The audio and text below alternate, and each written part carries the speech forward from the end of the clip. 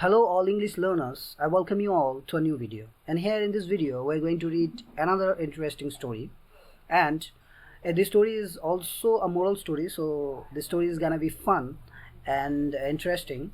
And you are obviously gonna come to know the meaning of a lot of new words exist in the story, as well as it is gonna improve your reading and vocabularies and listening skills as well.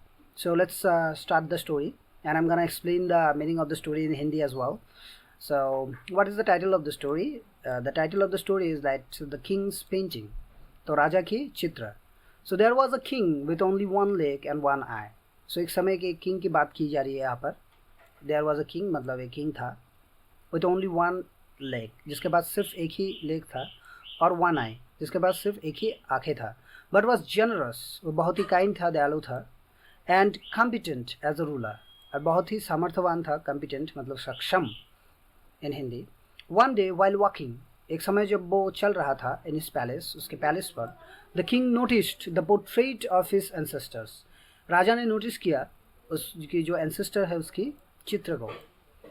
Ancestors मतलब पूर्वज. Along the hallway पर जब वो चल रहा था. He also wanted his portrait painted bye an artist. वो भी चाहते थे उसके पूर्वज की पेंटिंग को देख कर कि मेरा भी कोई एक पेंटिंग बनाए, कोई आर्टिस्ट के द्वारा. वो भी अपना पेंटिंग बनाना चाहते थे. But was unsure how it would turn out due to his physical abnormalities.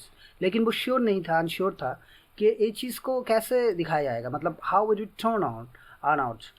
That means वो इस चित्र को कैसा लगेगा अगर उसकी फिजिकल जो एबनॉर्मलिटीज़ है, फिजिकल जो सीमाएँ हैं, असमानताएँ हैं. एबनॉर्मलिटीज़ मीन्स असमानता, राइट. उसकी वजह से उसका पिक्चर जो है वो कैसा लगेगा. The king invited all the painters across the kingdoms.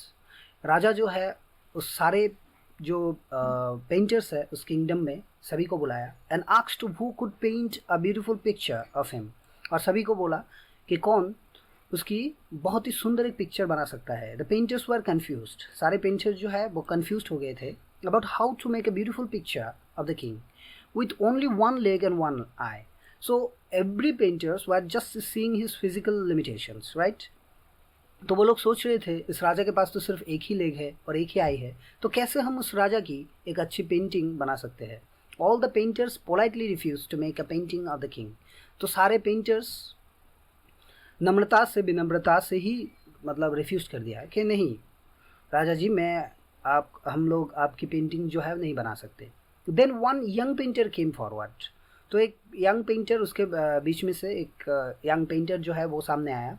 And in short राजा को आश्वस्त किया to make a beautiful portrait of the king, कि राजा की बहुत ही एक सुंदर वो चित्र बनाएगा. आफ्टर फ्यू डेज, कुछ दिनों बाद, the young painter unveiled the portrait of the court in the court.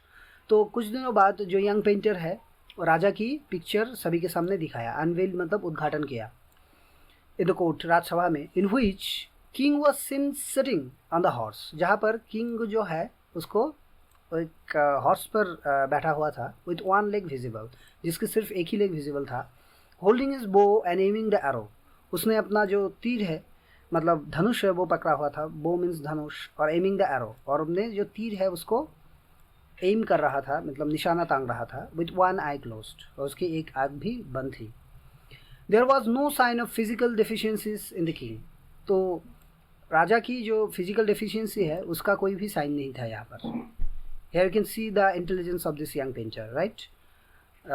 The king in the painting, the king was pleased to see that the painter had creatively presented the king's positive characteristics. राजा ये देखकर बहुत ही खुश हो गया था कि painter जो है वो बहुत ही क्रिएटिवली राजा की जो पॉजिटिव कैरेक्टरिस्टिक वैशिष्ट्य है उसको उभर कर लाया था, मतलब सिर्फ वही दिखाया था. But not highlighted the abnormalities. लेकिन उसकी जो असमानताएँ थी, सीमाएँ थी, एबनॉर्मलिटीज़ थी, उसको हाईलाइट नहीं किया, right. So this is a very interesting story. And what is the moral of the story and what is the lesson that we can learn from this story is that.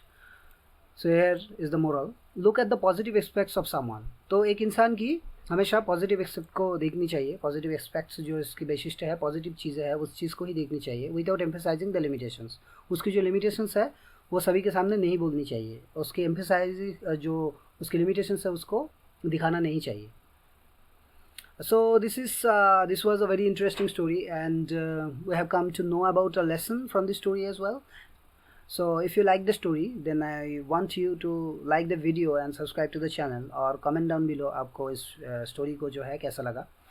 मैं आपसे मिलूँगा और एक नए video पर. तब तक के लिए bye bye and take care.